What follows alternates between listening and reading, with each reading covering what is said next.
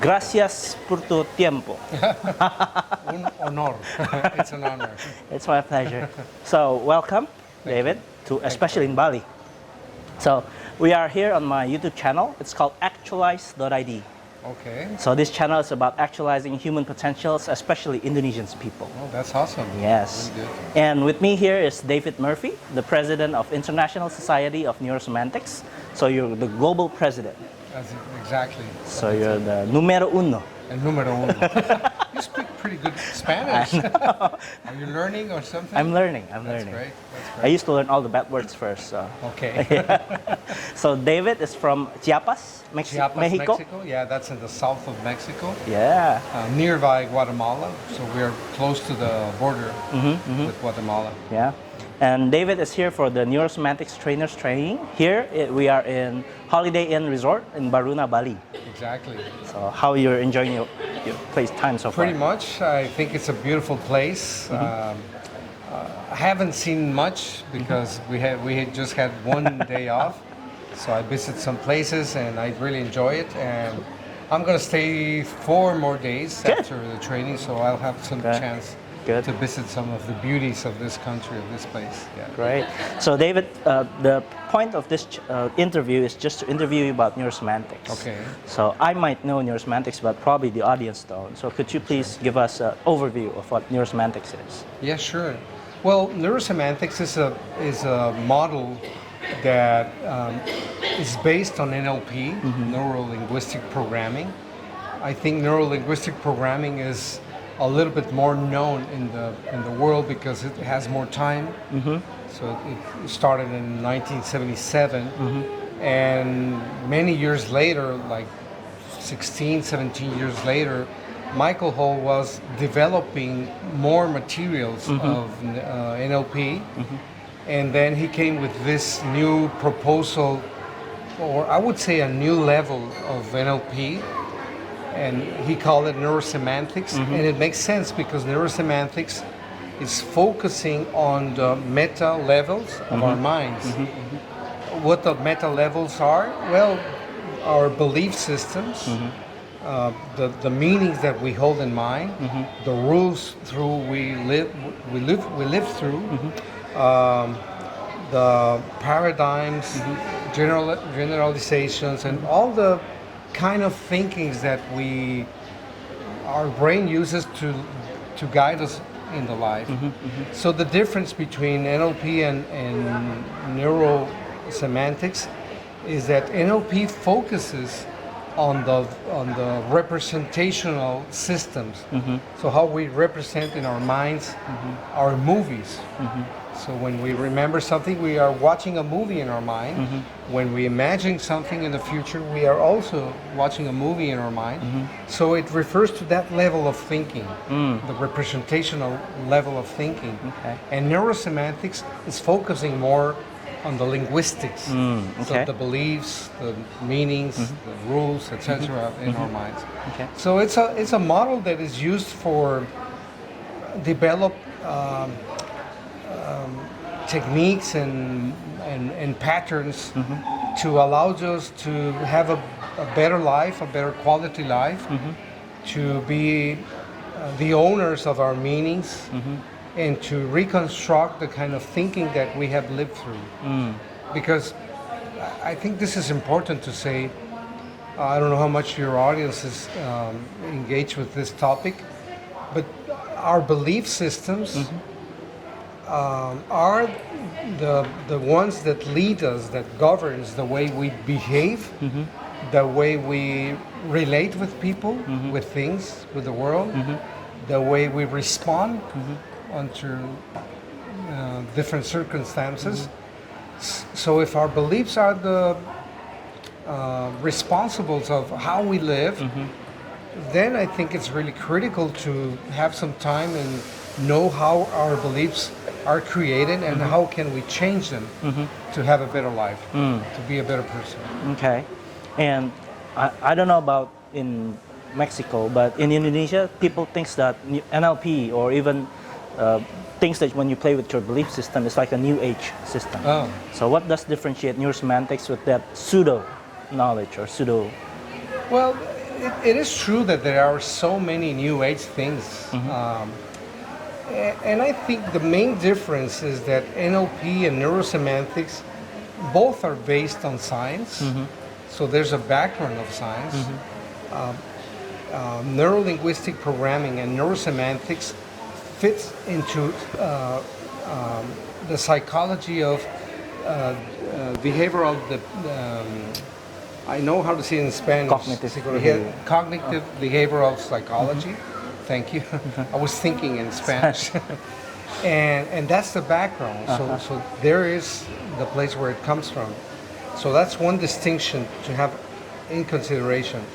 The other distinction is that NLP and neurosemantics, one of the main things that we teach, that we train in the people we train, is to develop ownership. What does that mean? Especially to own your own way of thinking, your own way of feeling, behaving, speaking. We call that the power zone, our power zone, to own it, to be responsible of our responses. And I would say that 99 or perhaps more of the new age stuff is based on things that put power outside. Okay. So if we get as an example the law of attraction, the basic principle is you think it, that's part of your responsibility. Think it in a certain way that is very realistic. Feel it as if it's real, and then you send the message to the cosmos, and the cosmos is responsible to bring back your thoughts as a reality. So where are you putting the power? Okay. Outside, Okay. into something magical. We call it this, in this sense, cosmos. We train people to be the cause. Not the cosmos. Exactly, the cause and not the effect of something external. Okay. So that's one key distinction between New Age stuff and NLP and neurosemantics. Okay. And how long have you been training or learning in neurosemantics? Well, I started 19 years ago. Okay. And that's my initial journey. And training it, I have more than 12 years. Okay. Formally. Okay. Informally, I would say 15 years. Okay. So how did you come into contact with neurosemantics? Well, my first approach to NLP was with Omar Salon. He is from Colombia, but he has been living in Mexico a very long time. So a friend of mine invited me to take practitioner training, certification, NLP, and I was at that time thinking that it was a new age stuff, that it was cheap psychology and all that kind of things, of labels. So I was not really believing it was going to be worthy for me. But then this friend, a very good friend, he insisted me very much, so much time, that I said, okay, I'm going to go. Okay. And I told him, can I go the very first class just as an observer, and no commitment to pay and to get engaged? And he said, yeah, you can go, because he was part of the organizers. Okay. So then I went, like, okay, I'm going because I have to go. I have this compromise with my friend.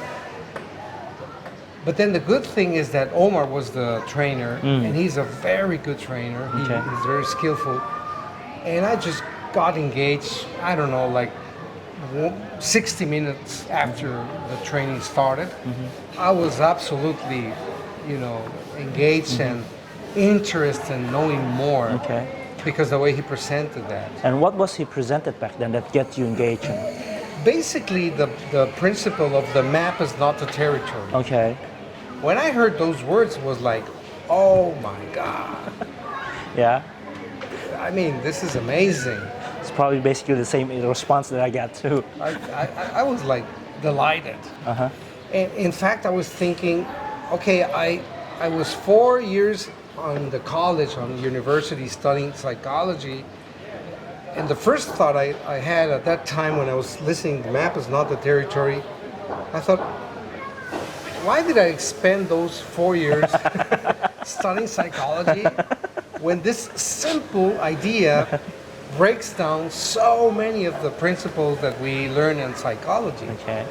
But I gave myself permission to say, okay, I'm not going to get rid of the credits I got from psychology, but I'm going to be open at the same time to this new material, Okay. this new knowledge. Okay. So that was my first approach in NLP. And after 2 or 3 years, Omar asked Michael to come to Mexico Okay. to deliver the very first training, and it was preparing people for ACMC. So he run like 4 modules: the matrix model, the axis of change model, etc., in small pieces, preparing the people for the very first ACM. And I went through all of them. At that time, I was not living anymore in Mexico City, because when I was in the first training, I lived there. But then I moved to Chiapas, the place where I live now. And then at that time, I was taking flights every time Michael was in Mexico City. But I thought I cannot miss this opportunity. Okay. And that's the way I started. Great. And how does it change your life since then? Well,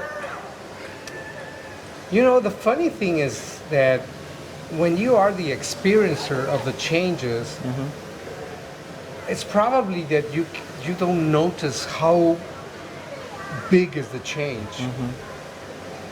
And I think that has happening to me. I know that I have been changing so many things, but as I am inside of my body, I am inside of my mind, I cannot see how big is the difference. I know people, or more, better said, there's people that know me from the past and know me now, and they tell me, David, you're a very, very different person. And I believe it's true. But being honest, I think I have been changing a lot of changes, doing a lot of changes, but I don't notice like a very big change, because also my changes have been like little by little, not like in one day I have a big change. Yeah. But I can see in the people that I have been trained, amazing changes. Yeah. I mean, really amazing changes. And sometimes people come to a training, they expect they change immediately. So it's Yeah, that that's true. gradual change that changed them. And sometimes they change immediately. Oh, okay. Sometimes they do. It depends really on how open they are. It depends on how much permission they have to really try what they are learning. It depends on several factors, but I know people that have been trained that in the second day is like, I'm different. Yeah. I slept different. I had different dreams. My sense the day after the first day of the training is wholly different. It's totally different. So I know that it is possible. In my case, because I do training and coaching, I have some, I think some really extreme cases, study cases. I don't know if you want to listen. Yeah. Could you tell Some of one that. or two? Yeah, 1 or 2. So one of them was a guy that he was, when he came to and look for me, he was 42 years old. And he told me that he was stuttering, starting since he was 5 years old. So it was more than 37 years stuttering. And he got married. He had one son. And when he came to me, he was already 10 years divorced. Okay. And he told me, in this last 10 years, I haven't had any girlfriend. And I'm really worried because my son, who is 14 years old, he is starting to stutter also. So then I worked with him. I worked with him 4 coaching sessions with Neuro-Semantics model. And at the 4th coaching session, he told me, I'm done. Ah, And he was not starting anymore. it's gone. It's gone. Wow. And 1 or 2 weeks later, he sent me a message to my cell phone, and he told me, David, I'm really thankful with you because I stopped stuttering completely. And then he told me, in fact, now I have 3 girlfriends. Now don't do this at home. You don't want 3 girlfriends, I promise you. All at the same time. I said, wow, that's like recovering for that long time. So that's one case. The other one was a person that he was drinking, alcohol in a way that it was not healthy at all. He was drinking at least 3 or 4 days every week, but to the point to be completely drunk. Okay. And he started having hallucinations. So, I mean, the story is a little bit long, but basically, when he came to me, we worked together 3 coaching sessions. We used the matrix model, and he stopped drinking. Wow. Completely. That's around 11 years ago. Okay. And when I called him, the last time I called him, he told me, No more. no more. And no more doesn't mean I don't even try it. Because once I saw him and he told me, David, I want to tell you something. Because we live in a small city, so we find each other in the street once. And he told me, David, I want to tell you something.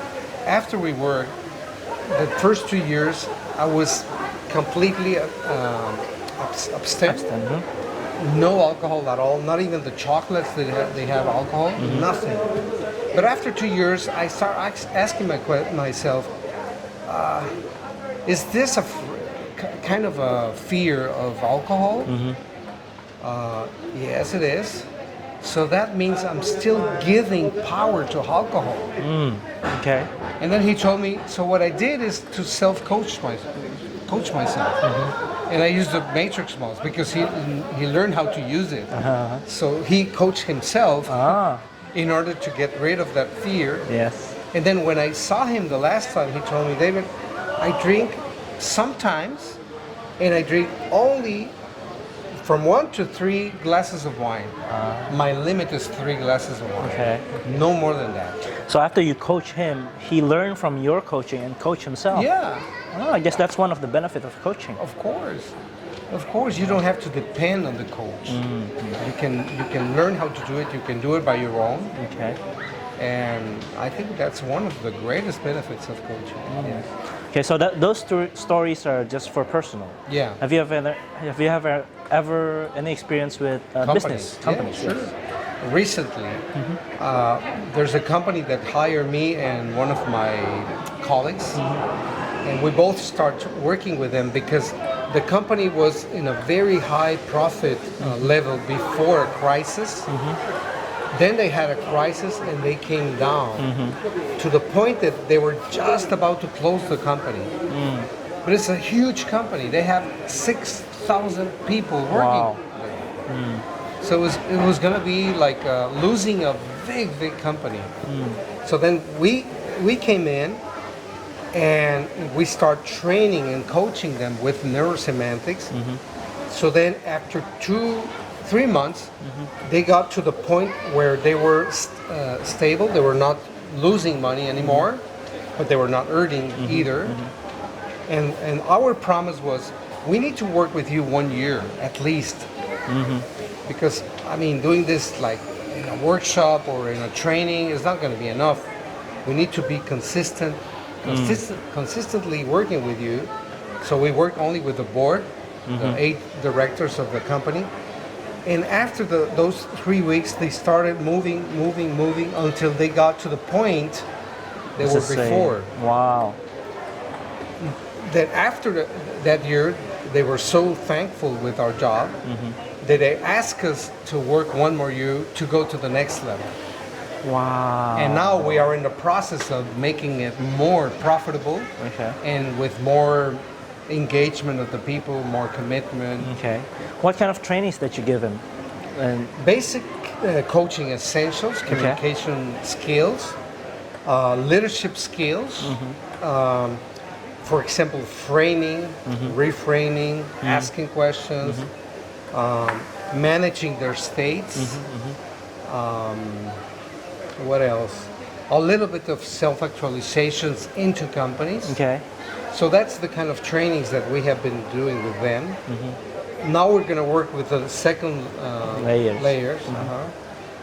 and with them, what we will keep doing the rest of the year is coaching.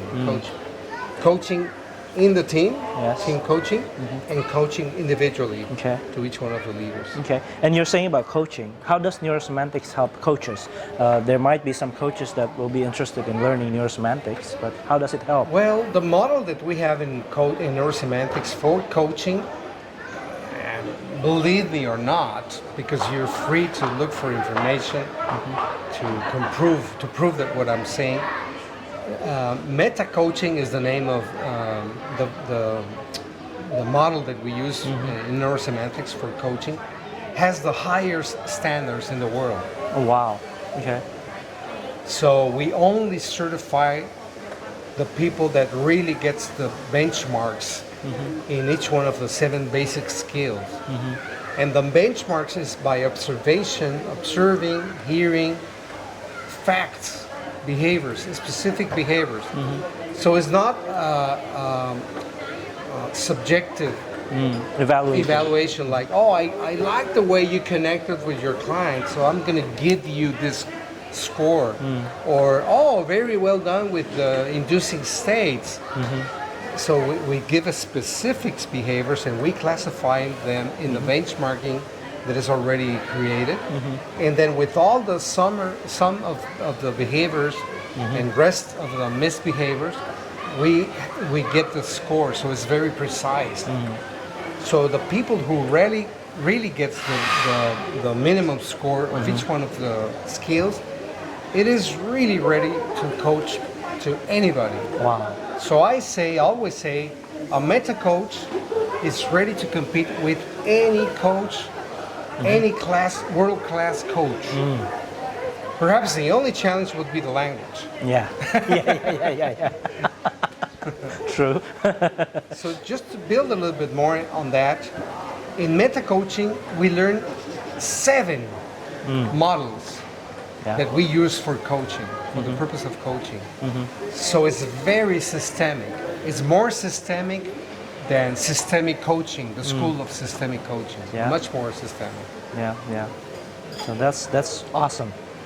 Good to know. Yeah, it is. It is. And have anybody compared neurosemantics with any other NLP outside of maybe like Bandler's group or Grinder's group or? No. We have so many NLP branches now. Yeah. So. No, I think that's one of the things that we do very well. We keep very clean the kind of NLP that we train, because we train NLP also, not only in neurosemantics. In fact, it's better if we have first the NLP basics, the basis, so then we can learn really how to do neurosemantics. And we keep very clean our school. We do not mix with other things, New Age stuff. Yes, New Age There are many NLP trainers that they mix with magical things and all that kind of New Age things. So we are very strict on that. We keep it really clean. So no, I never have heard somebody comparing us with some other schools. Okay, great. And I know you've mentioned some before, but let's just be clear. Why a person should learn neurosemantics? Well, my answer is in 2 different directions. So for you as a person, because you will find the structure of your mind, you will find the structure of your belief system, and not only the structure, you will find the way you can change the structure of changing your beliefs, your understandings, your responses, the way you think about yourself, your identity. So you can make really huge changes, transformational changes in your own self. You can become the kind of person that you have been dreaming. I don't know how long. Yeah. So that's for me the main reason of learning neurosemantics Okay. in a personal way. Then the second direction is if you are one of that kind of persons that you like to add value to others, that you like to help others, that people looks for you to ask you for advice or for some kind of helping, then you will have something really powerful. You will have the knowledge, the distinctions, the materials, the structure, so you can really help somebody else. And you're not going to help by advising, because that's very easy. Yes. Exactly. And that's, I'm giving you my map about how I would face whatever challenges you need to face, or whatever problems you want to solve. I'm giving you my map, and then try it. And perhaps it's not going to work. For sure it's not going to work. Okay. And with neurosemantics, we do not give advice. We give some frames, we give some distinctions, we provide some understandings when we do training that help people to understand in a different way their lives, and they can make changes. We have patterns. Yes. It's very practical, the model. So everything we teach, we have a model, a pattern that we can run through ourselves. So we can have the knowledge not only in our minds but in our bodies. So we mind to muscle the knowledge. Okay. And that's in training and in coaching. So we have the structure, the skills to facilitate somebody else to do the changes by his or her own. So no advices, no recipes of how to change. We just facilitate it. So Great. it's really important, I think. Oh, thank you very much, David, for your It's my time. pleasure. You give such clear, concise statements, and I hope you can understand. It's when you want to become the best version of you, then you can learn something that probably can change your life. Probably not immediately. You can have it gradually, and neurosemantics can offer that. So if you're interested in learning neurosemantics, there are several trainers here in Indonesia. You can search in the website, even on neurosemantics website. You can search for the trainers here and contact one of them. You might be surprised of what you can find there. So thank you very much. Thank you very much, David, for your time. I really appreciate it. It's my pleasure. And if you like this kind of content, please subscribe and comment down below if you have any questions. I'll see you then. Have a very nice day.